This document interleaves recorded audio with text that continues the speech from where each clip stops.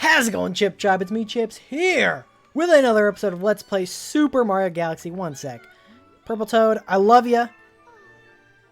Princess Peach is still in a faraway place. I don't know why she's saying that, because in the last episode, we did the final... See that one right there? Right there? That galaxy right there. We did that. It was the fate of the universe, the final confrontation with Bowser. We rescued Princess Peach. We recreated the freaking universe, apparently. It was insane, but we are back here, not to do some more levels. You see there's a purple comet right over there that we could do. There's 15 stars left, 15 purple comets, but no, we're not going to do those yet. Instead, in this episode, we are going to mosey on over to a place in the observatory that we have not yet been to, and that, folks, is this room right here.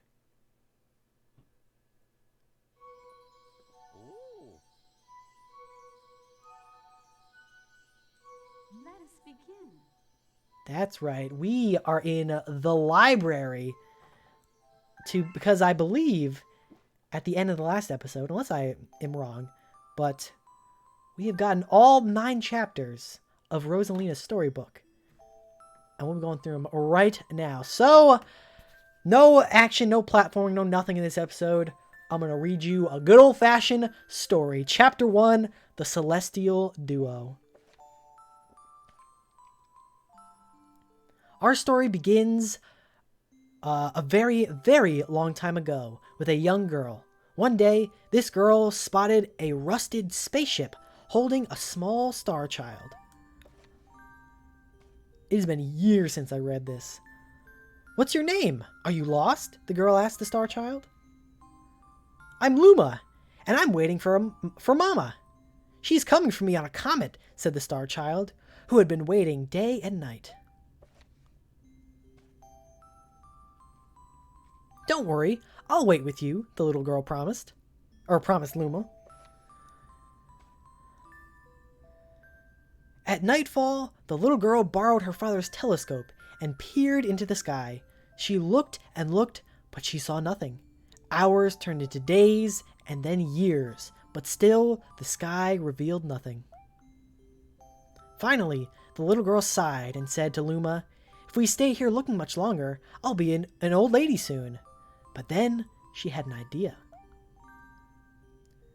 "Why don't we go out there and find your mother ourselves?" The girl and Luma fixed up the rusty spaceship, and then the two set sail into the starry sky. And this is how the search for the Celestial Mother began. Oh, the song resets every time. Chapter 2, Star Bits. So, my phone decided to give the loudest severe weather warning in the world, even though it's clear skies out there, so I don't know what that was about. But ruining the vibes, I will cut that part out. So without further ado, let's get back into it. Days passed with no sight of the comet, or even a single planet. Instead, asteroids extended as far as the eye could see. "If I had known it was going to take this long, I would have packed more jam," said the little girl above the rumble of her belly. Before they left, she had packed all the essentials: telescope, butterfly net, stuffed bunny, bread, milk, jam, and apricot-flavored tea. But I forgot to bring water. At this, Luma burst into gales of laughter, and the girl began to pout. "As long as I have Starbits, I'll be fine," said Luma. "Want some?" The little girl couldn't stay mad after hearing this. Luma continued to laugh, and the girl couldn't help but join in. "All right, maybe just a nibble." Leaning far out of the ship, the pair began to collect star bits with the girl's nets. They almost fell out a few times, but they kept on collecting. The star bits tasted like honey. Oh, I didn't know they tasted like honey. Chapter 3, The Comet. A beam of light pierced through the ship's window. Thinking it was the morning sun, the girl peered through the window, only to find a turquoise blue comet shimmering at her. The little girl shook the sleeping Luma awake and shouted excitedly, "We have to get to that comet." The pair descended on the comet and found that it was made of ice. They looked high and low, but Luma's mother was nowhere to be found. Exhausted, the little girl sat down with a flop, utterly unable to take another step. "Look!"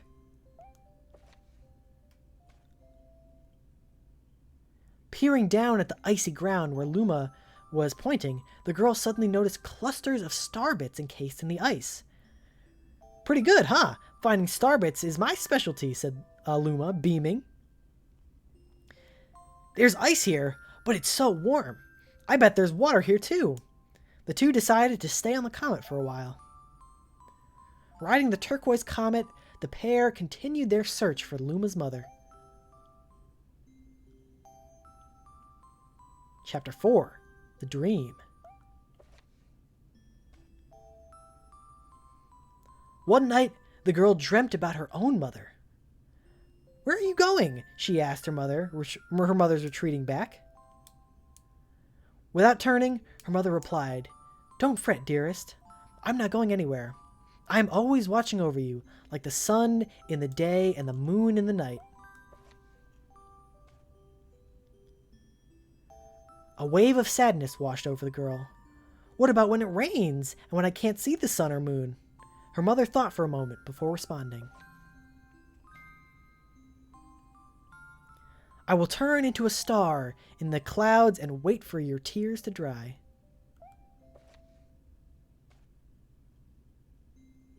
When she awoke, the girl's face was damp with tears. "You have starbits in your eyes," said Luma to the girl. Wiping her face, the girl replied, "These are tears, not starbits. I'm crying because I'll never see my mother ever again." At this, Luma began to cry too. "Mama, oh mama, wah!" The pair traveled through the starry skies, and though they encountered many other comets, none of them held Luma's mother. Luma was despondent. Now, Luma, the rain clouds won't go away if you keep crying," the girl said, giving Luma a squeeze. "I'll give you a present if you stop." The girl closed her eyes and said gently, "I'll take care of you." With these words, she felt a small spark in her heart. Chapter 5. Home. "The kitchen will go here, and the library will go over there," the girl said busily to herself. "We'll put the gate here." Ever since the girl took Luma under her care, she'd been bustling about at a feverish pace. It's a lot of work, but it's worth it to make a happy home. It turned out that starbits weren't the only thing buried in the ice. There were tools and furniture unlike any they had ever seen, and the girl used them to build a home. Looking at the completed house, Luma remarked, "Do you think it's awfully big for just the two of us?" With a library, bedroom, kitchen, fountain, and gate, it was certainly spacious, but still, something seemed to be missing. "If only my father, brother, and mother were here," the girl said wistfully. Indeed, the house was too large for its two small residents. That night, clutching her favorite stuffed bunny close to her heart, the girl fell asleep in the starship. Chapter 6. Friends.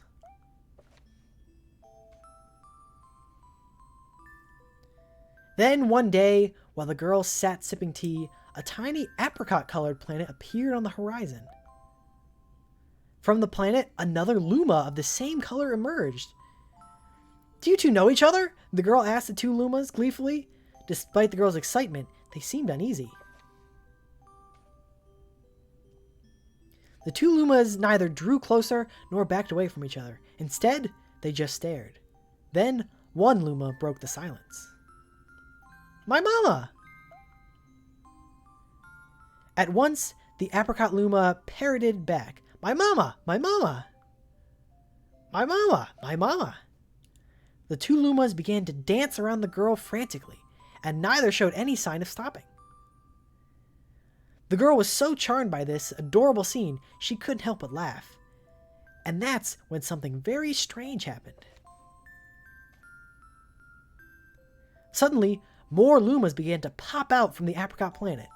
They were different colors, but they all shouted the same thing, "My mama! My mama!" The sight of all the shouting Lumas only made the girl laugh harder. "What am I going to do with all these children?" The Lumas just stared blankly as she doubled over laughing. "I guess I'll have to name each and every one of you." Tomorrow, once she had finished naming all of them, she would begin moving all the Lumas into the new house. Chapter 7. The Telescope. After seeing their 100th comet, a sudden thought popped into the girl's head. "I wonder if my home planet is still as blue as it was." That's when she remembered her father's telescope. Peeking into the telescope, a tiny blue dot floated into sight. It was smaller than a starbit. How strange! It's so far away, but it feels so close. She twisted the knob of the telescope, and the blue dot grew until she could make out a grassy hill dotted with flowers. It seemed very familiar to her. Zooming even closer, a terrace on the hill came into view. "I used to go stargazing there when I lived on my home planet." She remembered rubbing the sleep out of her eyes as she followed her father up the hill to look at the stars. She remembered how she and her brother would sled down that hill. She remembered having picnics with her mother on that hill on bright and windy days. And "I want to go home! I want to go home right now!" The girl burst into tears, and the Lumas didn't know what to do. "I want to go home! I want to go back to my house by the hill! I want to see my mother!"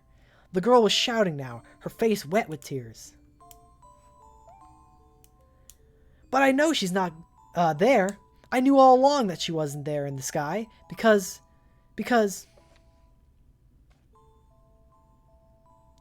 She's sleeping under the tree on the hill."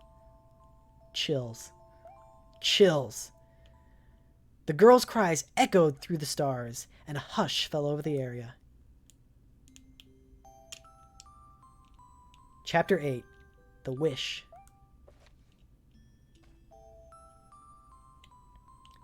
Though usually quite cheery, one day the girl became sad again. Luma drew close and tried to comfort her. "Mama, you still have me. And don't be sad about your mama because she's a part of you. That means she's always close by. It's like me. I love starbits because they remind me of my mama." "No, no," the girl said, unable to stop the tears. A lonely look flickered across Luma's face, but it was soon replaced by a wide grin. "I have an idea! I will transform into a comet, a soaring comet that can carry you all on this journey." With that, Luma, trailing bands of white, soared high into the sky, and just as quickly as it started to plummet back down. God, I can't read. Kaboom! Kablam! The ground shook, and a bright light poured out of the crater that the Luma had created. The band of light twisted together to form a comet tail. And then Luma emerged, reborn as a comet. The girl could scarcely believe her eyes. "But how?" she kept asking. "Our destiny as Lumas is to transform into different things," said a red Luma, who had suddenly appeared. "Stars, comets, planets. We can become all these things." When I grow up, I want to become a star that makes someone special smile, said a green Luma. And that you did. A blue Luma chimed in. That Luma turned into a real cutie of a comet, didn't he? All of the Lumas together said, No more crying, Mama. Thank you, said the girl in a whisper as she pulled the Lumas together close and hugged them. From that day on, starbits no longer fell from the girl's eyes. The comet set forth in the girl's home planet, and its long tail blazing proudly behind it. Final chapter. Family.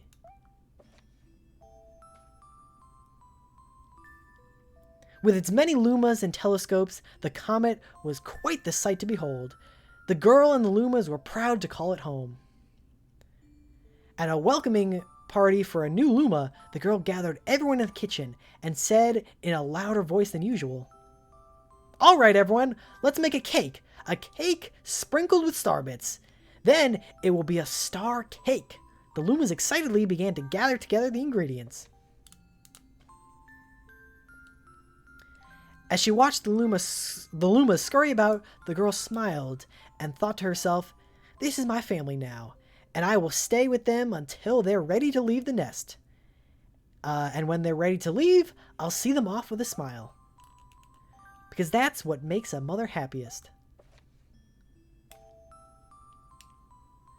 That night, when the girl lay down to sleep, a soft light enveloped her and reminded her of the blue planet she once called home. But it would be nice to return home every 100 years to nap in my favorite sleeping nook. The comet carrying the lumas and the girl continued on its journey to this very day. With more family members in tow than can be counted, it's said that the comet visits the girl's home planet every 100 years, its proud white tail glittering in the sky. The end. That's all. That's all. My story is finished. I freaking love that they put this in the game. They didn't have to. There was no need for them to, like, people weren't, like, you know, no one was questioning, how did Rosalina get here? Whoa, how did the observatory get built? What's the deal with her and the Lumas? Like, I didn't think I cared about any of that, but I love that they put it in there. Oh, it's so good. It's so good. If you couldn't tell, it's pretty clear that the girl in that story is Rosalina, and then all the Lumas are, you know, the home is this observatory, and then the new Luma that they are welcoming at the very end, hey, don't go to sleep, Mario, is that guy, our little Luma friend who helped save the universe. But with that, I think I'm going to end off this episode right here. If you enjoyed, as always, make sure to leave a like, comment, and subscribe. Tune in next time in a little bit. It'll be a little while. But in the next episode, we are going to go after the last 15 stars, the purple comets, right out here, right here. We got 15 left. This series does not end until this says 0. So I will see you all in the next episode or in whatever video you decide to watch next. But until then, don't forget to take it easy.